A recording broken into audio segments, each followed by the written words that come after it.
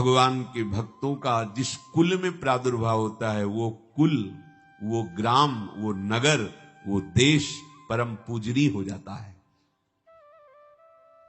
महाप्रभु चैतन्य देव जब ईश्वरपुरी जी के गांव से गुजरे, पता चला यह ईश्वरपुरी जी का गांव है, उनके शरणागत मंत्रदाता गुरु ईश्वरपुरी जी, तो उस गांव की परिक्रमा करके रज में लौट रहे थे और कहते जा रहे थे कि इस गांव का कुत्ता भी हमारे लिए भगवान के समान पूजनीय, क्योंकि मेरे गुरुदेव का प्रादुर्भाव इस नगर में हुआ और वहां के लोगों की चरण रज लेकर के माथे पे धारण करते। नाम प्रसंग कहे तु उपदेश, जहां या धर्म धन्य सो देश, धन्य सो कुल जे जन्म भयो, धन्य सो तात धन्य सो माए। माता पिता कुल परिवार 21 पीढ़ियां तर जाती है यदि भगवान का महाभागवत कोई भक्त पैदा हो जाए। ये महाभाग्यशाली मूल नक्षत्र में प्रकट हुए। लौकिक में अमंगल माना जाता है और भाव में देखो तो मूल कौन है? नक्षत्र भगवान। ऊर्ध्वमूल मधा शाखा मुसत्तम प्राहुरव्ययम, सबके मूल कौन है? श्री भगवान। किस नक्षत्र में पैदा हुए? मूल में, भगवत स्वरूप। और लोक में माना जाता है कि मूलन में पैदा हुआ है लड़का, अमंगल है, कुछ नष्ट ही होगा, संसार बड़ा विचित्र है। चंद्रहास जी प्रकट हुए तो बोले कृष्ण। जैसे बालक रोता है ऐसे उनकी आवाज में निकली कृष्ण कृष्ण। बड़ा आनंद हुआ सुधार्मिक राजा को कि हमारे कोई महाभागवत पधारा है, क्योंकि ये भजन करके पूर्व जन्म में ऐसी भागवती की स्थिति प्राप्त की कि अबोध अवस्था में ही श्रीमुख से कृष्ण नाम निकल रहा है। आनंद उत्सव मनाया जा रहा है। राजा है, राजकुमार प्रकट हुआ, और दूसरी बात वो स्वयं भक्त हैं और भगवान का ऐसा भक्त जो जन्म लेते ही कृष्ण नाम उच्चारण किया। ये आनंद ज्यादा दिन टिका नहीं। रोज बधाइयां हो रही, आनंद उत्सव मनाए जा रहे। शत्रु पक्ष के राजाओं ने मिलकर कहा यही अवसर है, आक्रमण कर दिया जाए और केरलाधिपति का सब पूरा महल घेर करके कोई एक भी न बचने पावे। शत्रु पक्ष के राजाओं ने घेर लिया। हुतो एक नृपता के सुत चंद्रहास भयो, परियों विपत्ति धाई लाई और पुर है। राजा को दीवान ताके रही घर आन बाल, आपने समान संग खेले रस ढुर है। भयो ब्रह्म भोज कोई ऐसोई संयोग बन्यो, आए वे कुमार जहां विप्रन को सुर है। बोली उठे सबे तेरी सुता को जो पति है, हुओ चाहे जान सुन गयो लाज घुर है। आसपास से राजा और सैनिकों ने घेर लिया। अब वो असावधान थे, आनंद में पुत्र हुआ है, बधाइयां, कोई संभावना ही नहीं थी। गुप्त रूप से शत्रु पक्ष के राजाओं ने आक्रमण करके घेर लिया। अब राजाओं की कई सेनाएं और इनकी असावधानी पूर्वक आनंदमयी वृत्ति में कोई पहले से पता हो तो तैयारी करते, तत्काल आक्रमण को रोकने का प्रयास किया पर असफल रहे। इनके सैनिक भी मारे गए, राजा भी मारे गए, राजमहल को घेर लिया गया, कोई भी एक भी बच के न जाने पावे। तो राजमाता जिनसे चंद्रहास जी का प्रादुर्भाव हुआ था, उन्होंने धाय मां को कहा कि मेरे पुत्र को बचाने में तुम समर्थ हो, मेरे तो प्राण नहीं बचेंगे। धाय मां ने विचार किया कैसे बचा सकती हूं, आसपास तो सब सैनिक घेरे हुए हैं। तत्काल उसने विचार किया कि अगर हम इनको राजकुमार की तरह ले जाती है तो हमें भी मारा जाएगा और इनको भी मारा जाएगा। देखो कितनी विपत्ति जन्म लेते हैं। कोई प्रश्न कर सकता है कि महाभागवत जिनके घर में प्रकट हो तो वहां धन वैभव सुख संपत्ति बढ़नी चाहिए, यहां तो जन्म से ही जैसे वहां माता पधार, ये क्या है? तो श्री भगवान स्वयं कह रहे हैं यस्य तुष्टो हम पार्थ वित्तम तस्य हराम्यहम करोमि बंधु विच्छेदम सच कष्टेन जीवती। हे अर्जुन, मैं जिस पर बहुत प्रसन्न होता हूं, आप अपने ऊपर भगवान को बहुत प्रसन्न करना चाहते हैं, बहुत प्रसन्न करने में ये है, देख लो। कह रहे जिस पर मैं बहुत प्रसन्न होता हूं, सबसे पहले उसका ऐश्वर्य नष्ट करता हूं। फिर क्या करता हूं? फिर बंधु बांधवों का। फिर क्या करता हूं? असाध्य रोग उसके शरीर में। बोले महाराज जी तुम प्रसन्न हुए हो कि पूरे के पूरे नाराज हो गए हो? बोले यही मेरी प्रसन्नता है। क्या? माया का नाश। अब एकमात्र भरोसा केवल भगवान का, दूसरा कोई नहीं। ये सबको पसंद नहीं आएगा। सब तो उस भगवान की भक्ति चाहते हैं कि अगरबत्ती धूप बत्ती तन मन धन सब तेरा, स्वामी क्या लागे मेरा। पर अंदर से कह रहे सब तन मन धन सब मेरा, क्या लागे तेरा। धाय माने सेविका का रूप तत्काल लिया, जिससे पोछा झाड़ू लगाने वाली, और कुछ दोने पत्तल डाले, उनके नीचे चंद्रहास जी को डाला, ऊपर से करके ऐसे माथे पे रख के निकले। सैनिकों ने पूछा इसमें क्या है? तुम उनका राजघराने के दोने पत्ते जूठे दिखा। ऐसे नीचे किया तो देखा सब ऊपर जूठन पड़ा। हाँ चल निकल जल्दी, भाग यहां से निकल। बस वो भागी, बचा ले गई। ऐसा ही चित्तौड़ के महाराणा संग्राम सिंह जब वीरगति को प्राप्त हुए तो विक्रम सिंह को गद्दी पर बैठाला गया, पर वो अयोग्य साबित हुए। तो राजपूत सरदारों ने, अभी 6 वर्ष के ही उदय सिंह थे, उनको राज सिंहासन पर बैठाल करके अपने हाथ में शासन लिया। सिंहासन के अधिकारी उदय सिंह 6 वर्ष के थे। सुरक्षा में दासी पुत्र बनवीर को सौंपा। बनवीर का दिमाग बदल गया कि 6 वर्ष का इसको काट देते हैं, हम राजा बन जाते हैं। वो पिशाच की तरह महल में घुसा और जितना भी राणा परिवार था सबको उसने काट दिया। और उदय सिंह को काटने के लिए जब आगे बढ़ा तब धायमा ने विचार किया कि मेरा कर्तव्य क्या है।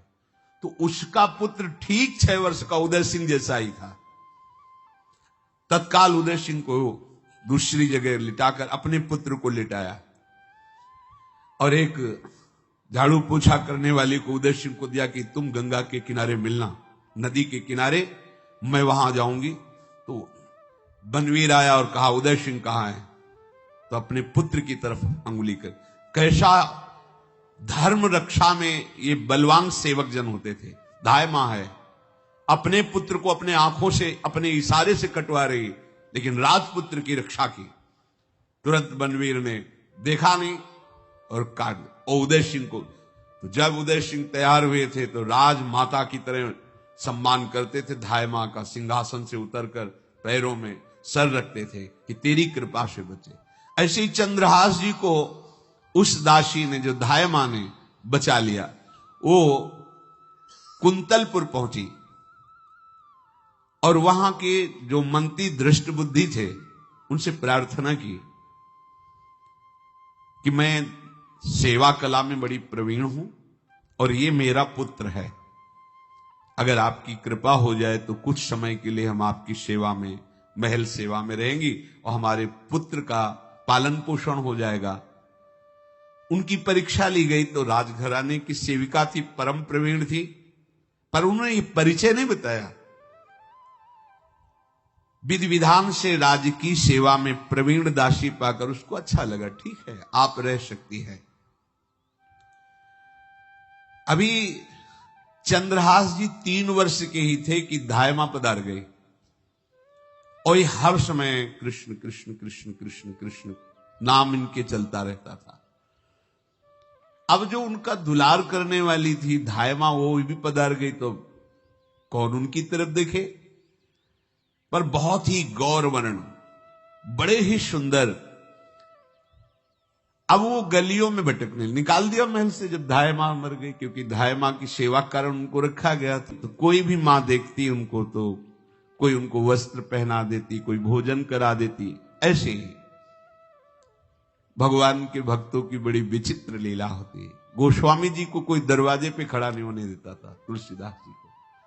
अगर वो किसी भूख से प्रेरित होकर बाल रूप ही थे किसी के दरवाजे, अरे बड़ा भागा, इसको हटा दो, जन्मते माँ मर गई, धाय माँ भी मर गई, कोई भी अगर इसे एक रोटी देगा तो विपत्ति आ जाएगी। तो साक्षात भवानी अन्नपूर्णा अम्बा एकांत में गोस्वामी जी को भोजन पवाती थी आकर के, दुलार करके। ऐसे ही यहां चंद्रहास जी को जो भी माता बहन देखती कुंतलपुर के गलियों में, तो कोई वस्त्र, कोई स्नान करवा देती, कोई काजल लगाती, कोई भोजन पवा देती। परमहंसों जैसा जीवन कट रहा है। कृष्ण कृष्ण कृष्ण कृष्ण। 14 भुवनों में जिनकी अव्याहत गति है, जो सबको देखते रहते हैं, श्री देवर्षि नारद जी। ये कृष्ण कृष्ण बोलता है बालक, और इसका हरि के सिवा कोई नहीं। तो एक दिन एकांत में बैठे हुए थे बालक चंद्रहास जी, नारद जी पधारे हैं, भाई जी से मिले हैं। स्वप्न में कितने महापुरुष मिलते हैं जो भजन ठीक से करते हैं, ये बड़े बड़े महापुरुष आकर के उपदेश करते हैं। ये त्रिकाल सत्य हैं, कोई ऐसा नहीं है कि ये कहानी हैं, अभी हैं। जहां आप भगवत चिंतन करेंगे तो आपको परिचय बड़े बड़े महापुरुषों का मिलने लगेगा। नारद जी आए तो देखा आंख बंद की हुई चंद्रहास जी कृष्ण कृष्ण कृष्ण कृष्ण कृष्ण ऐसा उच्चारण कर रहे। त्रिकालज्ञ सर्वज्ञ नारद जी ने देखा कि ओहो, इतना छोटा बालक और कृष्ण कृष्ण बोल रहा है। नारद जी ने स्पर्श किया दुलार करते हुए, सुनो आंख खोलो। आंख खोल के देखा श्री देवर्षि नारद जी। नारद जी ने कहा, देखो हम तुमको एक अमोघ वस्तु देते हैं, और एक छोटी सी शालिग्राम की इतनी बड़ी शिवग्रह शालिग्राम का जो वो दिया। बोले धो के पी लेना और दिखा के पा लेना, यही तुम्हारी सेवा पद्धति है। अर्थात स्नान करा दिया और जो तुम्हें मिले इनको अर्पित। तो उन्होंने विचार किया कि धोने के लिए, स्नान कराने के लिए पात्र चाहिए, भोग लगाने के लिए पात्र चाहिए। तो जैसे कोई पान की बीड़ी नहीं, तो ऐसे कपोल में शालिग्राम को रखे रहते, कोई पात्र ही नहीं, कोई सिंहासन ही नहीं, यही धुल गए। चरणामृत अंदर जा रहा, जब पाएंगे तो यही पा लेंगे, साइड में ऐसे करके फिर निकाल के धो। यहां कपोल में रखते छोटे से शालिग्राम चंद्रहास जी, और उपदेश किया भगवान के मंत्र का। जब कोई भगवत प्राप्ति के लिए चलता है तो भगवान ही गुरु रूप से प्राप्त होते हैं, वहां तक तुम्हें पहुंचा देते हैं या उन महापुरुष को आपसे मिला देते हैं। जब कोई भगवत प्राप्ति के लिए जहां चलता है तो ये भगवान अपनी तरफ से कृपा करते हैं। ये दृष्ट बुद्धि के जो महल में धायमान ने इनका आश्रय स्वीकार करवाया था, उसके एक पुत्र थे मदन जी, वो बड़े भागवत थे। और एक पुत्री थी जिसका नाम था विषया, वो बड़ी सुंदर थी, अभी छोटी अवस्था की ही थी। मदन जी का स्वभाव था भक्तों को भोजन पवाना। जो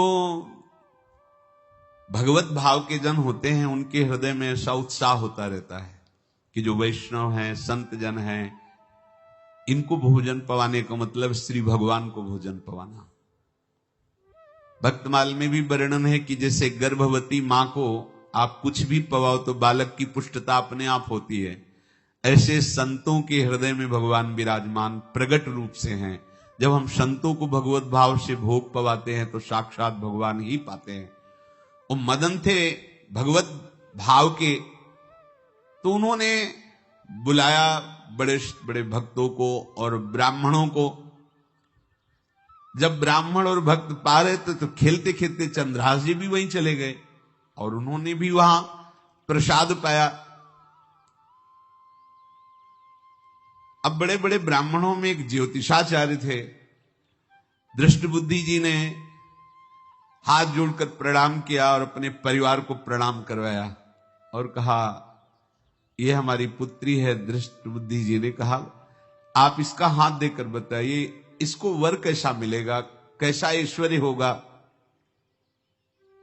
दृष्ट बुद्धि मतलब दुष्ट बुद्धि, ऐसा ही था वो। पर बड़ा विचित्र खेल है। इसकी बुद्धि एकदम विपरीत, और पुत्र महाभागवत भगवान का खेल है। वो भक्ति विरुद्ध और पुत्र भागवत। उन्होंने कहा वर, ऐसे दृष्टि डाली चंद्रहास जी वहीं पार, वो है इसका वर। वो इसे धाय का, एक दासी का लड़का हमारी पुत्री का वर बने। बोले शायद आपने ध्यानपूर्वक रेखा नहीं देखी, वो हम देख लिए हैं, यही है तुम्हारी पुत्री का वर।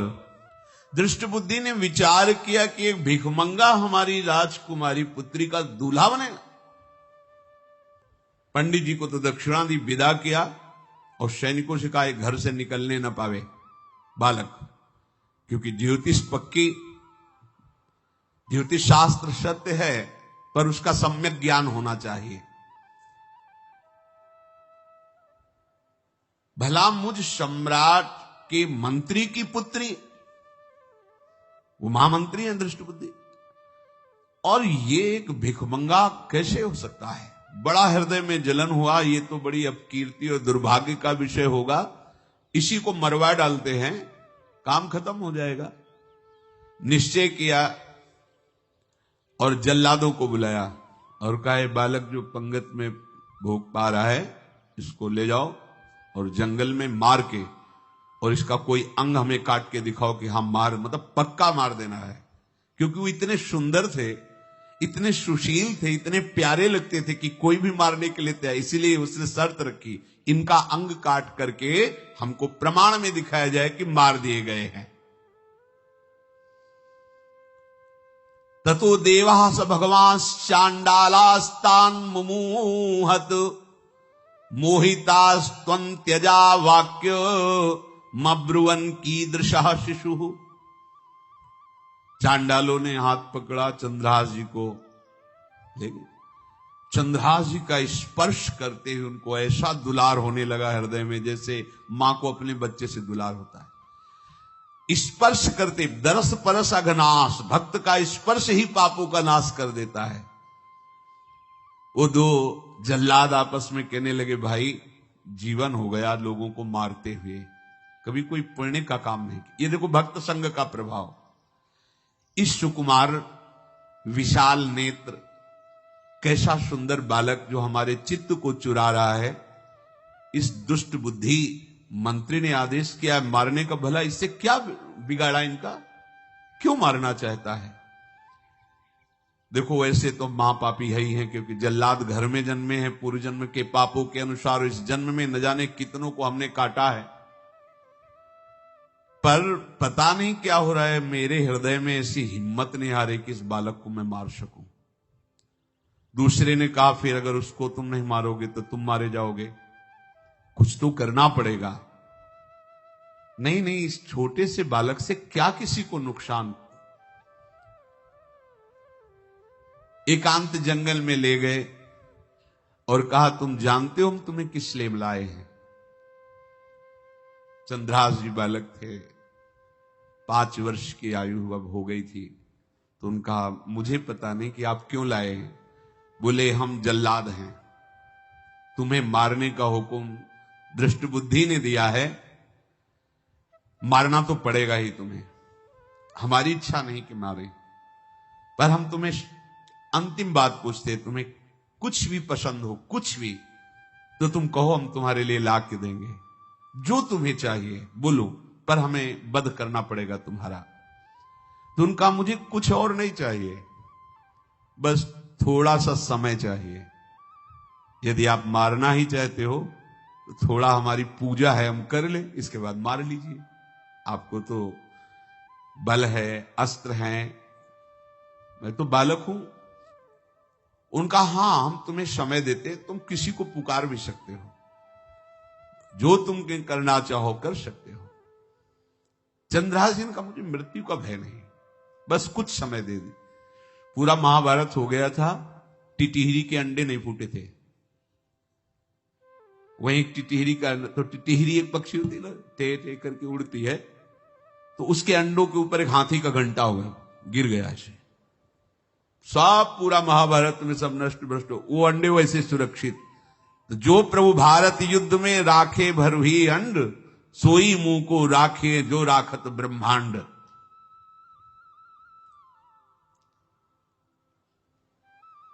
मैं तो अनाथ हूं, श्री कृष्ण के सिवा कोई मेरा है नहीं, मैं किसको पुकारूं? मेरा आश्रय तो एकमात्र वही प्रभु हैं।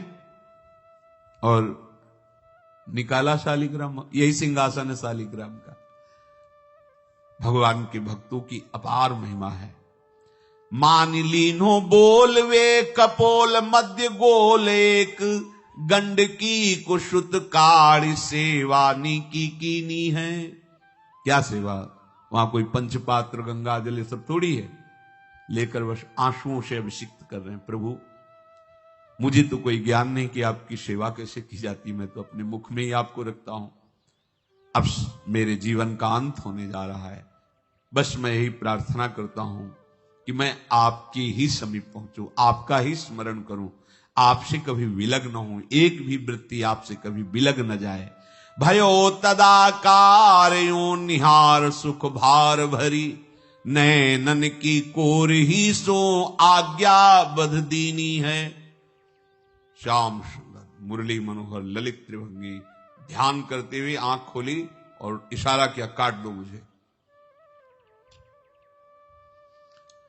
जल्लादों ने जब देखा आंसू चल रहे ऐसा, वो बैठ गए अस्त्र रख के, कहने लगे भाई तुम मुझे मार दो, भले भले वो दृष्ट बुद्धि मुझे, मैं इस बालक को नहीं मार पाऊंगा, मेरी हिम्मत नहीं। अब कुछ भी हो, मेरा वध हो जाए, पर मैं इस बालक को, गिरे मुरझाई दया आई कछु भाए भरे, ढरे प्रभु और मति आनंद शोभीनी है।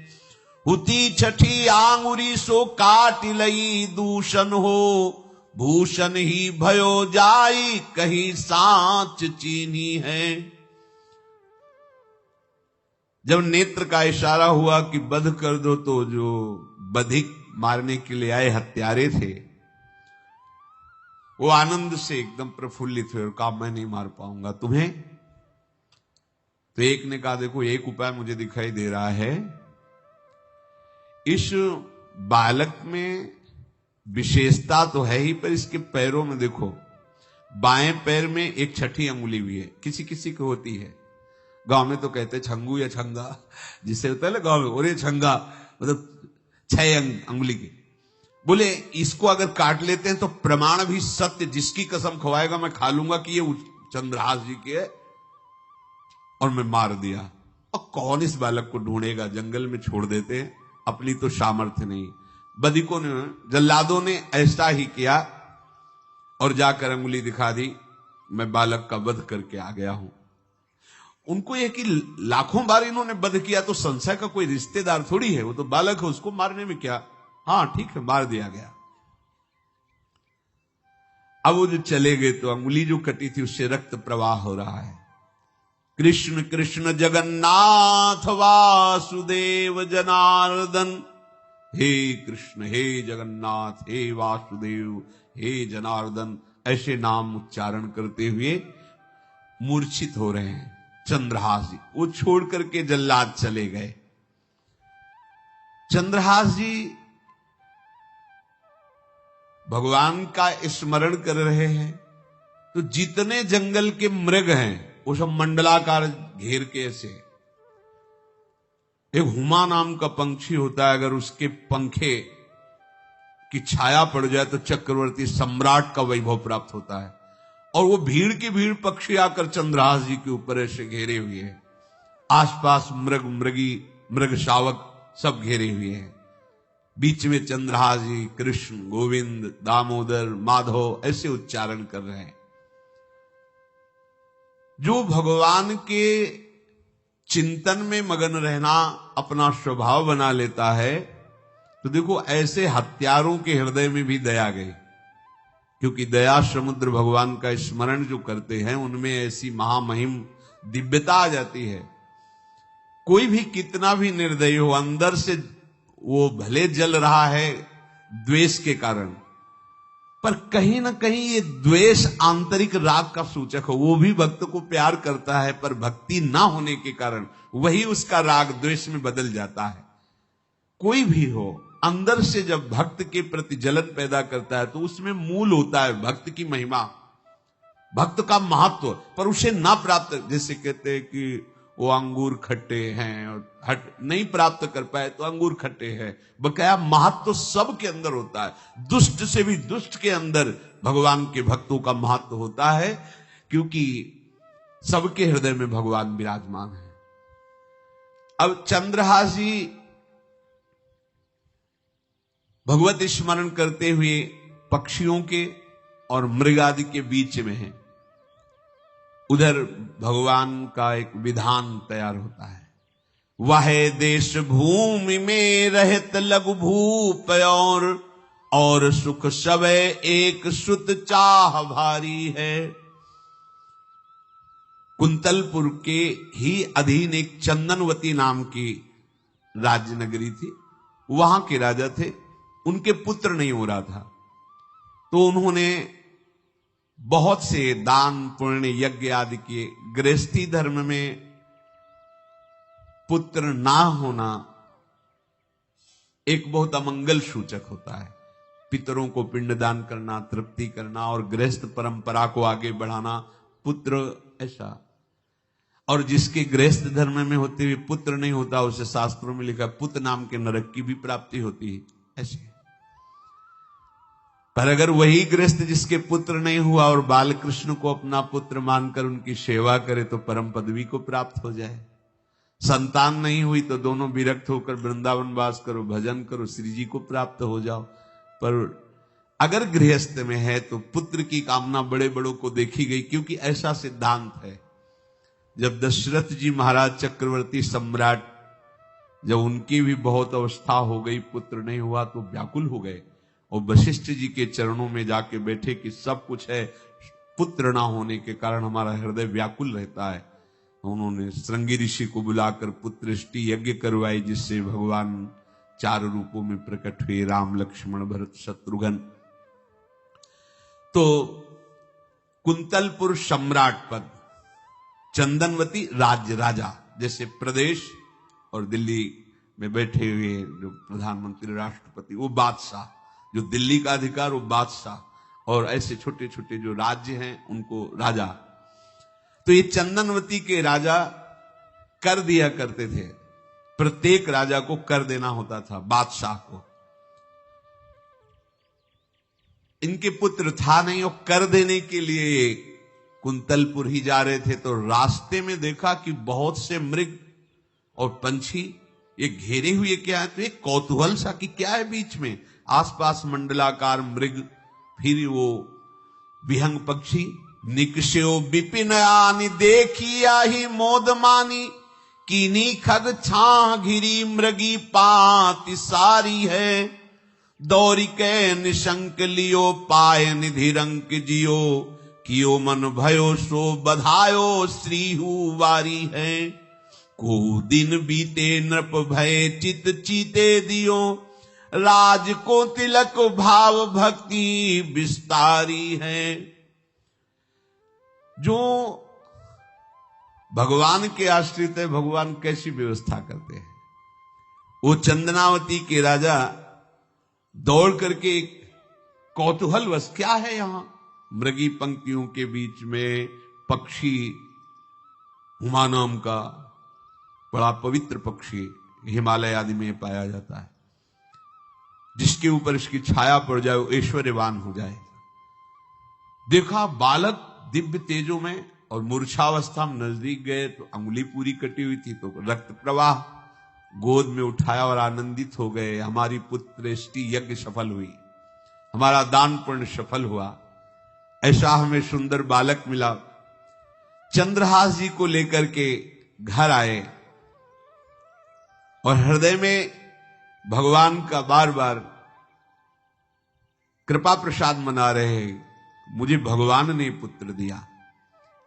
चंद्रहास जी को लेकर आए, आनंद मंगल बधाइयां बजने लगी, बहुत सी संपत्ति न्यौछावर कर दी।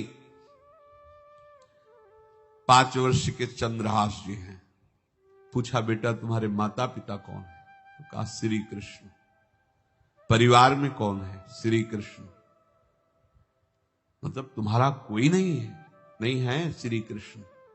समझ गए कि भगवान ही हमें कृपा करके ऐसे महाभागवत पुत्र को दिया। और है कौन? वास्तविक कोई नहीं श्री कृष्ण के सिवा।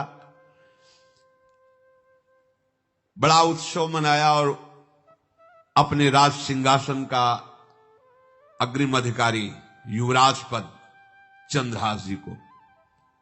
अब तो पूरे राज्य में आनंद की वर्षा हो रही। राजा मन में विचार कर रहे हैं कि ऐसा प्रतापी भक्त हमारे यहां आया है, अब हमको किसी को कर देने की जरूरत नहीं। तो जो हर महीने वर्ष में जो बंधा हुआ कर था उन्होंने नहीं दिया। एक बार, दो बार, तीन बार जब कर नहीं पहुंचा तो सम्राट ने आदेश किया मंत्री को कि चंदनावती से कराना बंद हो गया है। क्या बात है? यदि वो अहंकार से युक्त हो तो आक्रमण करके नष्ट करो, यदि समस्या है तो उसका सहयोग करो।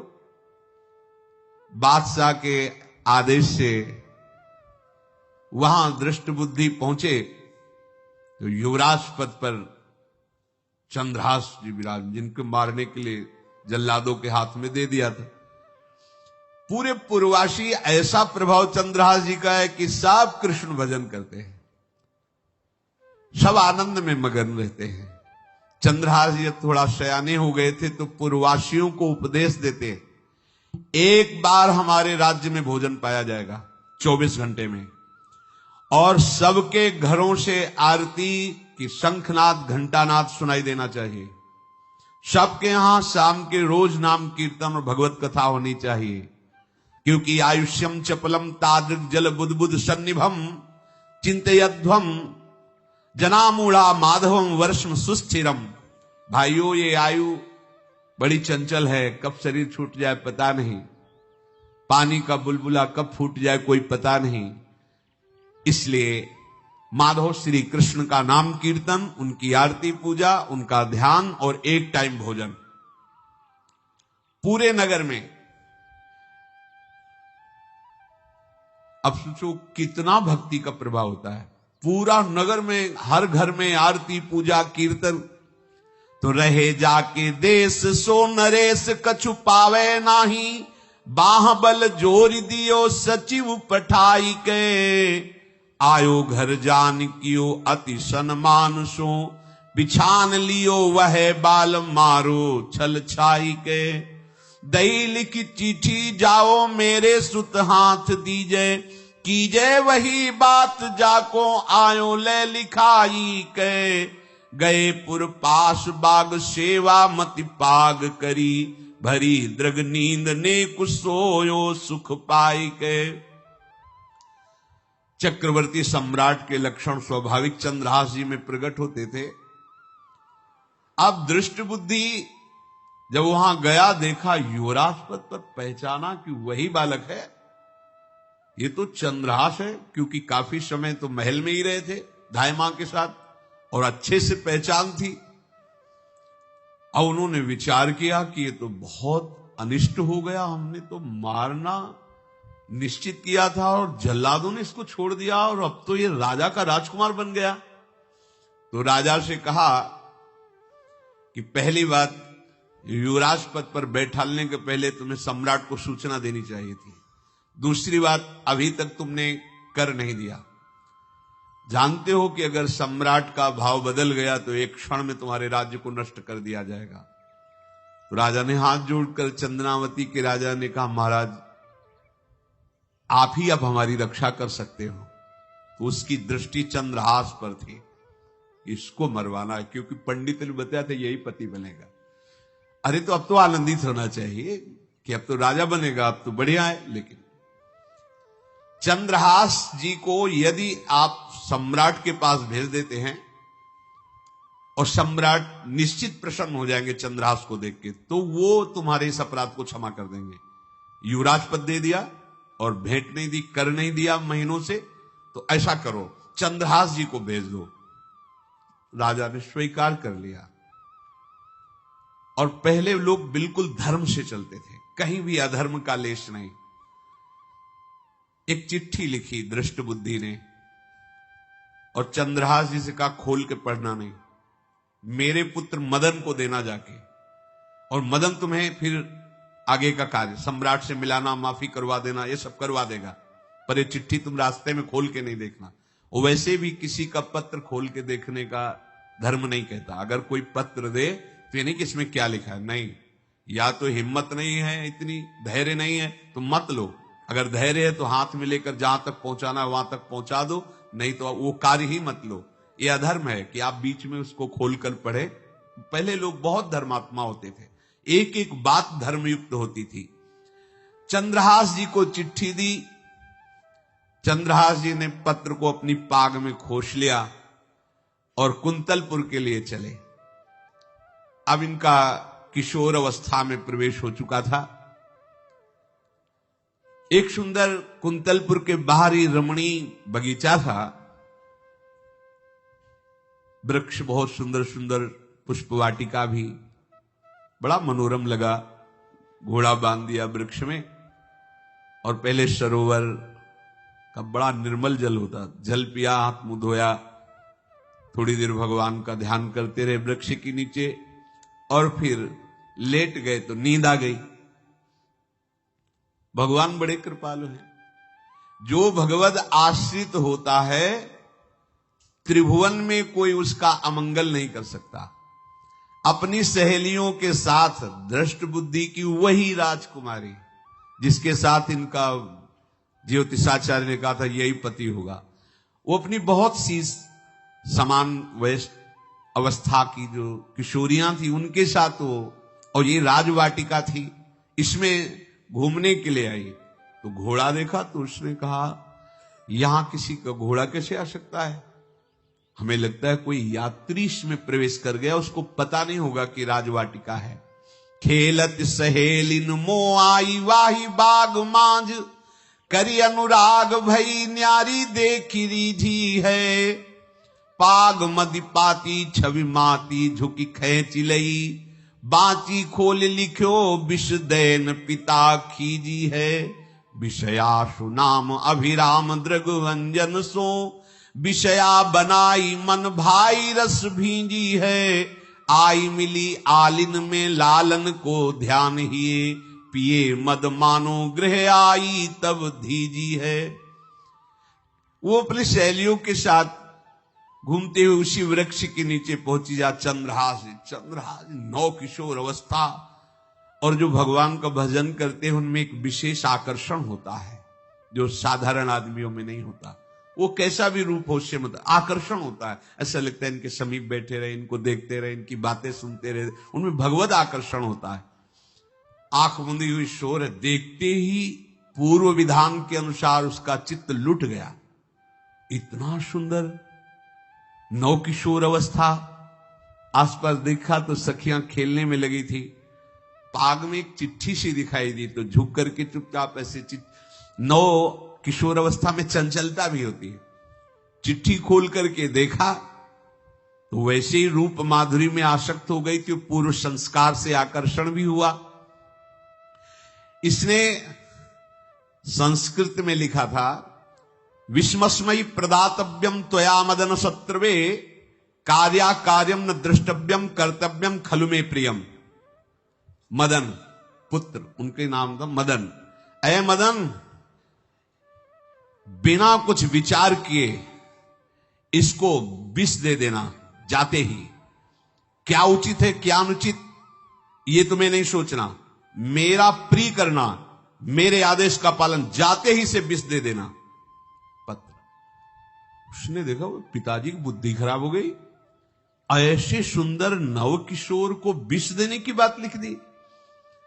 अब उसे बड़ा दुख हुआ कि पहली ही दृष्टि में, अभी तो इन्होंने आंख खोल के हमें देखा ही नहीं, और इनको इस सोई हुई मुद्रा में देख करके मेरे प्राण समर्पित हो गए, मेरा चित्त समर्पित हो गया। चलो, जब मेरी सखियों के नाम पुकारे जाते, हेमलता शशिकला आदि, तो मुझे चुभता था कि मेरा नाम पिताजी ने विषया क्यों रखा है, आज सार्थक हो गया, मेरा नाम सार्थक हो गया।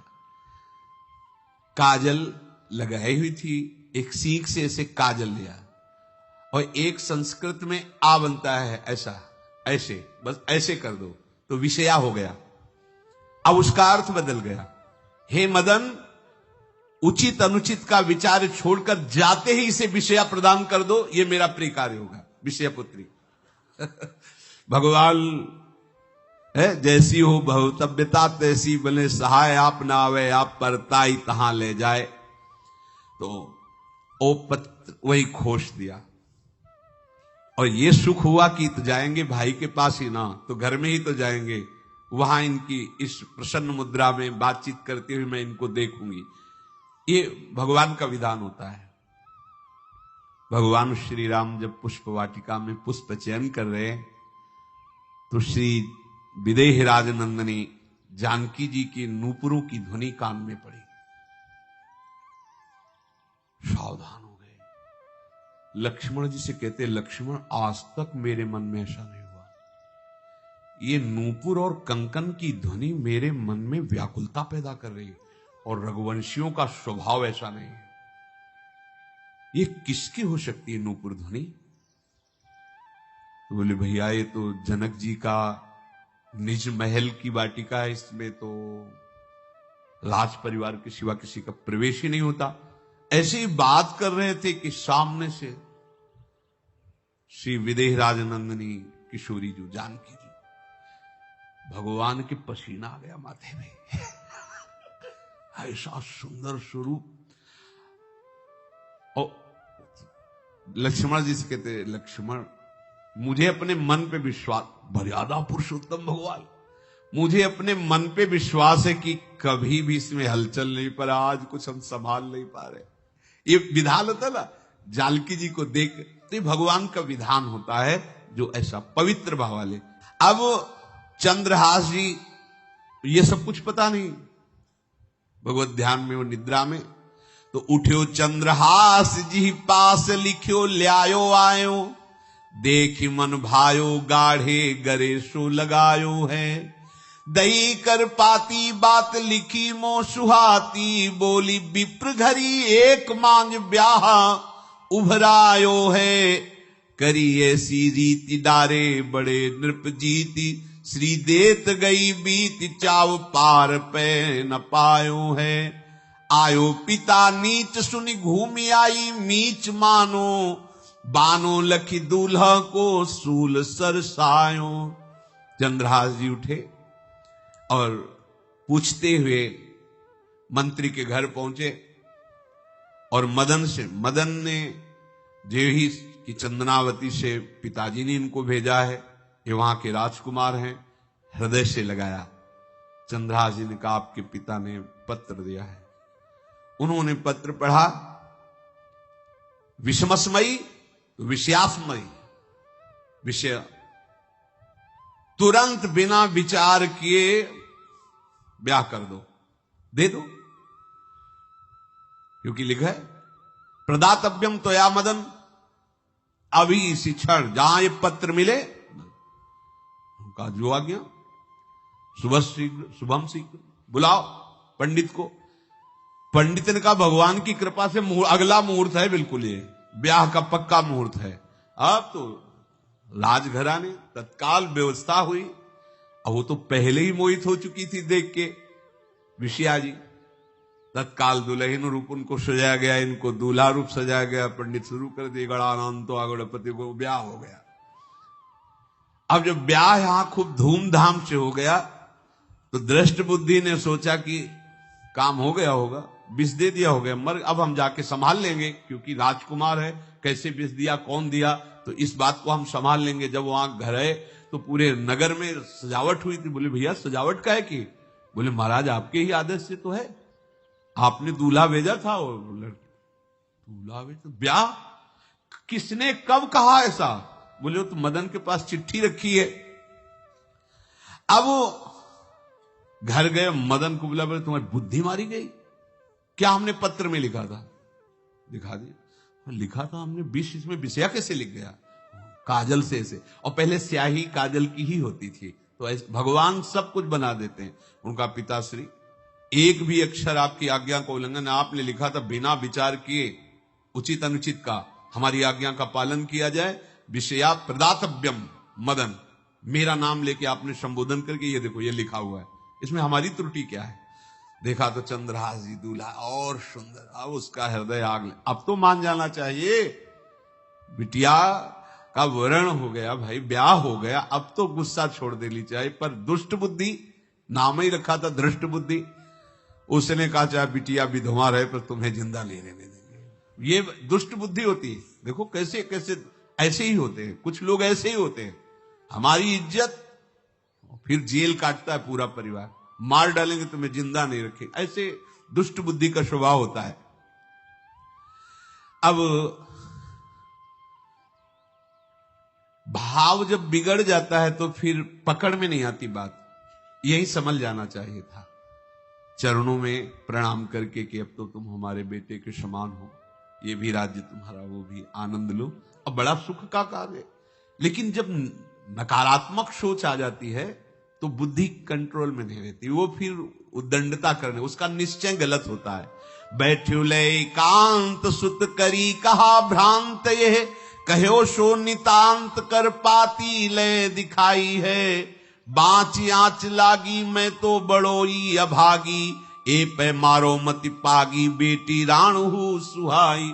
बेटिया भले विधवा हो जाए पे इसको हम मरवा देंगे।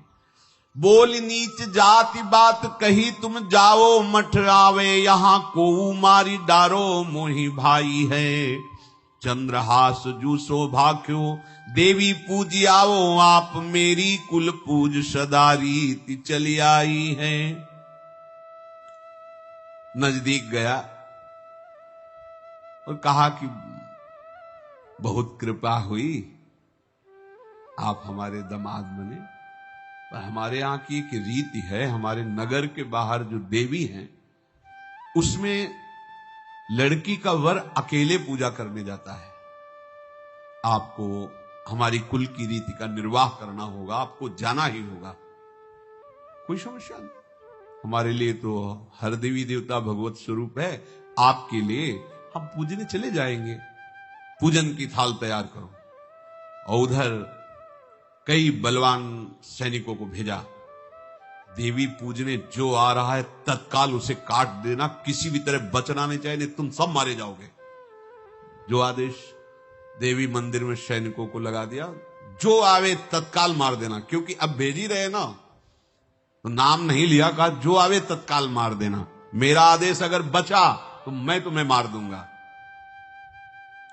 उन राज सैनिकों ने जो बधिक स्वभाव के थे पहले से वहां लग गए। अब चलो ई करन पूजा देशपति राजा कही, मेरे सुत नाही राजवाही को ले दीजिए, सचिव सुवन सो जो कहो तुम लाओ जाओ, पाओ नहीं फेर समय अब काम कीजिए। बड़ा विचित्र भगवान का खेल है। वहां के चक्रवर्ती सम्राट जो थे बड़े बड़े विद्वान और ऋषियों से बातचीत कर रहे थे, उनका महाराज अब आपका राज सिंहासन पर बैठना राज्य के लिए अमंगल होगा, ऐसा समय आ रहा है। इस समय यदि चंद्रहास जी को सम्राट पद पर बैठा दिया जाएगा तो आगे अकाल नहीं पड़ेगा और बड़ा मंगल होता चला जाएगा। ये मुहूर्त आपका राज सिंहासन पर से हटने का है, तो उनका प्रजा का मंगल हो और देश का मंगल हो, इसलिए हम बिल्कुल। मदन वहीं बैठे हुए थे, सचिव ने कहा तुरंत जाओ और जो तुम्हारे बहनोई बने हुए हैं चंद्रहास जी को लाओ। तो भागे। तो जो और सैनिक राज सैनिक थे पूछा किधर जा रहे हो? बोले वो अपने बहनोई चंद्रहास जी। बोले वो तो देवी पूजा के लिए गए। तो घर में जाके वो सीधे आगे बढ़े, तो जा ही रहते थाल सजाकर देवी। बोले सुनो इसी समय मुहूर्त है, आपको देवी पूजा हम कर लेंगे जाके, या हम थाल लेके वहां बैठे रहेंगे, पहले सम्राट पद का वो अभिषेक करो फिर देवी पूजा हो जाएगी। ये तो घर की बात है, और देवी पूजा मैं करके आ रहा हूं, वो देवी पूजा के लिए और वो सम्राट पद के लिए बीच से ही। दौड़े सुख पाई जाय मगही में लियो जाए, दियो सो पठाई नृप रंग माही भीजिए। अब जो सम्राट थे तो बहुत आनंदित हो गए, क्योंकि भगवान का भक्त तेजस्वी और बलवान शूरवीर योद्धा जो सम्राट पद पर बैठेगा तो अकाल नहीं पड़ेगा, सुख की सब प्रजा को वृत्ति प्राप्त होगी। बड़े आनंदित होकर इनका सम्राट पद पर अभिषेक हो रहा है। और दृष्ट बुद्धि के पुत्र जो मदन संतों और भक्तों का आदर करते थे, वो देवी पूजा, और वहां पहले उसने बोल रखा था जो आवे तो देवी अपमान ते न डरो, सम्मान करो, जात मारी डार्यो या सो भाष्यो भूप लीजिए। चंद्रहास जी का सम्राट पद पर अभिषेक और मदन जी का देवी मंदिर में प्रवेश, और सैनिकों ने काट के फेंक दिया मदन को। ये जो पे कृपा रघुपति कृपाल की, बैर और की कहा सरे, होई न बाको। बार भगत को जो कोई कोटि उपाय करे। गोस्वामी तुलसीदास जी लिखे, भगवान का कृपा पात्र जो भक्त है, किसकी ताकत है कि उससे बैर कर सके। चाहे कोई त्रिभुवन में हो, भक्त का बाल बांका नहीं कर सकता, चाहे करोड़ों करोड़ों उपाय कर ले। और तके नीच जो मीच साधु की, सो पामर ते मीच मरे। वेद विदित प्रहलाद कथा सुनि, को न भगति पथ पाम धरे। अगर तुम जिस भाव से साधु को नीचा दिखाना चाहोगे, वही भाव तुम्हारा सर्वनाश कर देगा। वैसे ही देखो सर्वनाश हुआ ना, एक ही पुत्र, और इसके आदेश से वह उल्टा खेल हो गया, पुत्र की ही हत्या हो गई, और चंद्रहास जी को सम्राट पद पर अभिषेक किया जा रहा है। अब दृष्ट बुद्धि ने बड़ी प्रसन्नता अंदर है कि वो तो मार दिया गया होगा। सैनिक आए और बोले महाराज आपके पुत्र का वध हो गया है। पुत्र का वध कैसे? बोले आपने कहा था जो आए उसे मार देना, तो आपका पुत्र ही थाल लेकर पूजन। वो तो चंद्रहास, बोले उनका तो अभिषेक हो गया सम्राट पद पे। ये कैसे हो? अब अंदर भारी दुख उनके हृदय में। उन्होंने बताया कि तुम्हारे पुत्र को तो हम लोगों ने ही काट डाला आपके आदेश के अनुसार। आपने कहा था जो जाए उससे काट। अब तो छाती पीट पीट के, माथा फोड़ फोड़ के खूब रो रहा है। किसी का कोई भी बस नहीं चल सकता भगवान के भक्त के ऊपर। तंत्र मंत्र दुनिया का जितना भी सामर्थ्य है, ये भक्ति को ऐसे खिलवाड़ नहीं है। भगवान के भक्त को छोटा गरीब असहाय देख करके कभी अपमान मत कर देना। दुखिया को न सताइए, क्योंकि दुखिया देगा रोए, और जब दुखिया के मुखिया सुने तब तेरी गति का होए। ऐसा मत समझना है भिखारी है, बेकार है, ऐसा है, क्या है हमारे पास सब कुछ है। कुछ नहीं, एक तमाचा में काल के सब मिट्टी में मिल जाओगे। ये जो भ्रकुटी के इशारे से काल को भी ना चाहता है, उनके ये दास हैं। देखो ना क्या वो सम्राट पद पे अभिषिक्त हो रहा है, उसके कुल परंपरा चलाने वाला पुत्र ही काट दिया गया। अब वो बार बार मैं कितना भागी, हाय मैं कितना भागी, अपने पुत्र को ही मरवा दिया। ये हाहाकार करके रो रहा है। चंद्रहास जी ने जब सुना तो उन्होंने कहा अरे मृत्यु तो मेरी निश्चित थी, फिर मदन भैया को वो मेरी मृत्यु प्राप्त हुई। नहीं नहीं, ऐसा नहीं हो सकता। मैं अभी जाता हूं। वहां गए, अंगों को रखा, भगवान का ध्यान करते, स्मरण करते से हाथ फेरा, उठ के बैठ गए। अब ये घटना तो उनको पता नहीं थी दृष्ट बुद्धि को। उन्होंने खोपड़ी फोड़ करके अपनी हत्या कर ली। उनको जिला के आए तो फिर उनको जिलाया और कहा पिताजी अब कृष्ण कृष्ण जपो। अब उनकी बुद्धि शुद्ध हुई और भगवान का आश्रय लेकर के वो अपने जीवन को भगवत भक्ति में बनाए। तो जो भगवान का भक्त है, उससे द्रोह करने वाले को भी परम मंगल ही देते हैं भक्त। पर भक्ति में अनन्यता की आवश्यकता है। प्रारंभ इहलोक परलोक के सारे सुखों को भगवान के चरणों में समर्पित करके किसी व्यक्ति वस्तु स्थान का आश्रय नहीं होना चाहिए। श्री राधा वल्लभ लाल की।